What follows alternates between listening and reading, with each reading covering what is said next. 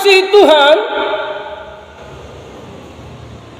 Allah tidak memperkenalkan namanya Allah, tapi Allah memperkenalkan namanya adalah Alfa dan Omega, yaitu firman Tuhan Allah yang ada dan yang sudah ada. Sehingga saudara dan saya menyembah Yesus karena memang Dia adalah Alfa dan Omega. Dia adalah yang awal dan yang akhir. Allah tidak pernah memperkenalkan namanya Allah, tapi Allah perkenalkan namanya Aku adalah Aku dalam Keluaran 3 ayat 14. Keluaran 3 ayat 14, firman Allah kepada Musa, Aku adalah Aku. Lagi firman-Nya, beginilah kau katakan kepada orang Israel, Akulah, Aku telah mengutus Aku kepadamu. Jadi Tuhan mengutus dirinya datang kepada Musa, sama dengan Tuhan mengutus firman ke dalam dunia, sama. Kenapa Dia mengutus dirinya kepada Musa? Supaya Musa melakukan perkara-perkara besar untuk menyelamatkan bangsa Israel keluar dari tanah Mesir. Untuk apa Tuhan mengutus firman ke dalam dunia? Supaya firman itu menjadi manusia, dan firman yang menjadi manusia namanya Yesus, Juru Selamat atau Allah menyelamatkan. Dia datang ke dalam dunia untuk mengerjakan karya keselamatan, dan karya keselamatan dikerjakan dengan sempurna di atas kayu salib. Makanya kita bersyukur Tuhan hadir di dalam setiap perjalanan hidup kita. Dia menguatkan kita, Dia menghiburkan kita, Dia menolong kita.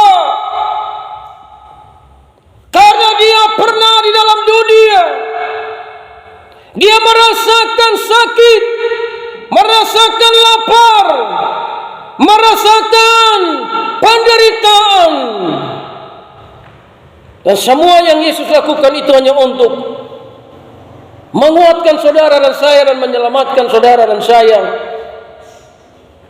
Itulah yang membuat kita bersyukur atas cinta kasih-Nya yang sungguh luar biasa, yang Tuhan kerjakan di dalam setiap kehidupan saudara dan saya.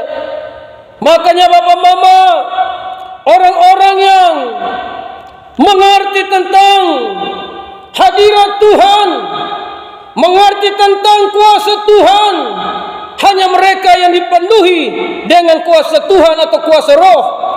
Ayat 10 dalam Wahyu 1, pada hari Tuhan aku dikuasai oleh Roh, dan aku mendengar dari belakangku suatu suara yang nyaring seperti bunyi sangkakala. Jadi saudara dan saya yang percaya kepada Yesus, saudara dan saya dipenuhi oleh kuasa Roh Kudus. Itulah yang memampukan saudara dan saya. Bapak Mama yang dikasihi Tuhan, tidak terasa sudah tanggal 21 Januari tahun 2024. Kita tidak tahu apa yang terjadi di tahun 2024. Tapi yang kita tahu adalah Yesus menyertai saudara dan saya. Sehingga walaupun ada dalam kelemahan tubuh, batuk pilek, demam, tapi kita bersyukur atas pemeliharaan Tuhan yang luar biasa yang Tuhan kerjakan dalam hidup saudara dan saya. Sehingga kita lihat di sini akhir-akhir ini, iblis sementara bekerja keras, tapi kita dikuatkan oleh Tuhan. Kita dihiburkan oleh Tuhan yang luar biasa, yang Tuhan kerjakan dalam hidup saudara dan saya. Nah, Bapak Mama yang dikasihi Tuhan, kita melihat bagaimana kesaksian Yesus membuktikan Dia sudah ada sebelum dunia ini ada. Tapi orang-orang yang tidak dipenuhi dengan Roh, mereka tidak akan pernah memahami tentang anak manusia yang bernama Yesus Kristus Tuhan. Nah, saudara yang kekasih, Matius 16 ayat 27. Matius 16 ayat yang ke-27. Matius 16 ayat yang ke-27. Sebab anak manusia akan datang dalam kemuliaan Bapanya diiringi malaikat-malaikat. Pada waktu itu Ia akan membalas setiap orang menurut perbuatannya. Kita lihat di sini, kalau Yesus itu bukan firman Allah, tidak mungkin didampingi oleh malaikat-malaikat. Ada banyak orang-orang Kristen yang pindah agama karena mereka bingung dengan Alkitab. Ya, saya lihat mereka punya kesaksian-kesaksian di YouTube. Saya anggap mereka adalah orang-orang yang memang sudah ditentukan untuk binasa, dan mereka harus tinggalkan Yesus. Tapi mereka tidak sadar Alkitab berkata dalam Matius pasal 16 ayat yang ke-27, sebab anak manusia akan datang dalam kemuliaan Bapanya, diiringi malaikat-malaikatnya. Pada waktu itu Ia akan membalas setiap orang menurut perbuatannya. Jadi yang akan membalas manusia dengan sesuai perbuatannya ini bukan nabi, bukan nabi-nabi hebat, tapi Dia bernama Yesus.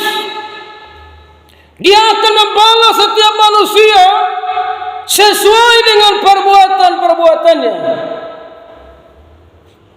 Nah, kita mau sembah Allah yang mana lagi? Allah yang benar hanya di dalam Yesus. Tidak ada satu manusia pun yang bisa melihat Allah, tapi orang bisa melihat Allah di dalam Yesus sebagai anak manusia yang datang ke dalam dunia. Dia mati, Dia bangkit, Dia naik ke surga. Jadi Dia membalas manusia setiap sesuai dengan perbuatan-perbuatannya. Mazmur 25 ayat 31. Mazmur 25. Dan daripadamu juga kasih setianya Tuhan, sebab Engkau membalas setiap orang menurut perbuatannya. Sama seperti apa yang Yesus katakan, saudara. Jadi memang Dia itu adalah anak manusia, atau Yesus Kristus sudah ada sebelum dunia ini ada. Jadi orang-orang berkata, masa kita menjadikan manusia jadi Tuhan atau mentuhankan manusia? Kita tidak mentuhankan manusia, tapi memang Yesus adalah Tuhan. Yesus adalah Tuhan, saudara yang kekasih. Karena kalau kita lihat dalam Wahyu 1 kembali di ayat yang ke-17, baru kita lihat ke Yesaya membuktikan Yesus itu adalah Tuhan sejak dulu. Dalam ayat 17 dalam Wahyu 1, ketika aku melihat Dia, tersungkurlah aku, ya, di depan kakinya, sama seperti orang yang mati. Tapi Ia meletakkan tangannya kanannya di atasku, lalu berkata, jangan takut, aku adalah yang awal dan yang akhir. Ini sama dengan Yesaya 44 ayat 6. Sama dengan Yesaya 44 ayat 6. Jadi Yesus ini sudah ada sebelum dunia ini ada. Di ayat 4 Yesaya 44 ayat 6, firman Tuhan berkata, beginilah firman Tuhan, Raja dan Penebus Israel. Jadi Yesus itu adalah juru selamat sejak dulu kala. Di situ firman Allah berkata, beginilah firman Tuhan, Raja dan Penebus Israel, Tuhan semesta alam, akulah yang terdahulu dan akulah yang terkemudian. Sama seperti dalam kitab Wahyu tadi, ayat 1, Wahyu 1 tadi sama. Jadi Allah memperkenalkan diri kepada manusia, aku yang terdahulu dan aku yang terkemudian. Makanya kalau kita baca terus, tidak ada Allah selain daripadaku. Amin, saudara. Jadi jangan ragu tentang Yesus. Dia sudah ada sebelum dunia ada. Dia yang menciptakan alam semesta. Jadi orang bertanya, masa pencipta menciptakan Bunda Maria? Mereka kan berpikir secara logika. Mereka tidak memahami tentang keajaiban Allah. Allah jadi kertas, mereka percaya. Tapi ketika firman jadi manusia, mereka tidak percaya. Nah, itulah saudara perbedaan orang-orang yang dikuasai Roh Kudus dengan orang-orang yang menggunakan logika tapi tidak sesuai dengan Roh Kudus, tidak dalam pimpinan Roh Kudus. Makanya di situ Yesus memperkenalkan diri dalam perjanjian lama, aku yang terdahulu dan akulah yang terkemudian. Tidak ada Allah selain daripadaku. Tidak ada sang pencipta yang bernama aku adalah aku, Allah Alfa dan Omega, yang awal dan yang akhir. Tidak ada selain dia bernama Yesus. Makanya dalam Yesaya 48 ayat 12, Yesaya 48 ayat yang ke-12,